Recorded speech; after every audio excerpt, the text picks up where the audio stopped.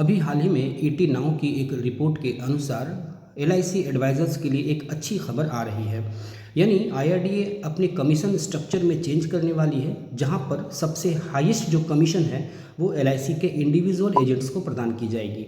और ये commission structure उसके कार्य के अनुसार बेस्ड होगी और ये सभी को समान नहीं दी जाएगी, बल्कि उसके कार्य के अनुसार और उसके कस्टमर बेस के अनुसार अलग अलग कैटेगरीज में बांटी जाएगी और उन सभी को उसी के अनुसार ये कमीशन प्रदान की जाएगी।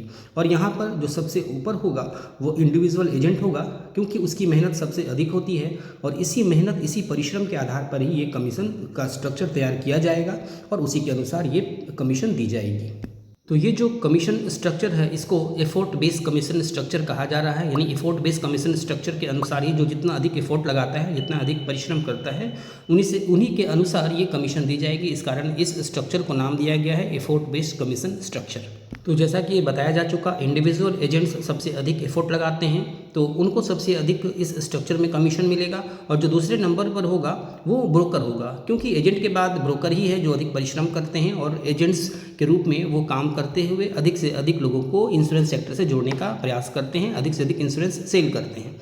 तो इंडिविजुअल एजेंट के बाद ब्रोकर का नंबर आता है और ब्रोकर के बाद जो कमीशन मिलेगा वो थर्ड नंबर पे है बैंक एश्योरेंस का कमीशन होगा। यानी तीसरे नंबर पर जो थर्ड पोजीशन पर आएगा वो बैंक का कमीशन होगा, जो कि इंश्योरेंस पॉलिसीज सेल करते हैं। उनका प्रयास, उनका एफोर्ट बहुत कम होता है, क्योंकि डायरेक्ट वहाँ पर कस्टमर्स पहुँचते हैं और कस्टमर्स डायरेक्ट वहाँ आने के कारण उनका एफोर्ट कम होता है, उनकी परिश्रम कम होती है और इस कारण उनको थर्ड नंबर पर रखा गया है। इसके अतिरिक्त जो ऑटो कंपनियां हैं जो कि ब्रोकर का काम करती हैं, ऑटो कंपनियां जो जनरल इंश्योरेंस सेल करती हैं, तो वहां पर गाड़ी या वाहन को खरीदने पर वहां उनको इंश्योरेंस लेना अनिवार्य होता है। इस कारण वहां एफोर्ट अधिक नहीं लगती है, क्योंकि सभी को लेना अनिवार्य है और वहां आसानी से इंश्योरेंस सेल होती है। तो इस कारण उनका भी जो कमीशन है वो सबसे कम होगा, सबसे निचले स्तर पर होगा। तो इस प्रकार से एफोर्ट बेस्ड कमीशन स्ट्रक्चर तैयार की जा रही है, जो कि इंडिविजुअल एजेंट के लिए एक खुशखबरी है, क्योंकि इस एफोर्ट बेस्ड कमीशन स्ट्रक्चर में उनका स्थान सबसे ऊपर रहेगा और उनको इन सब में सबसे अधिक कमीशन प्रदान किया जाएगा।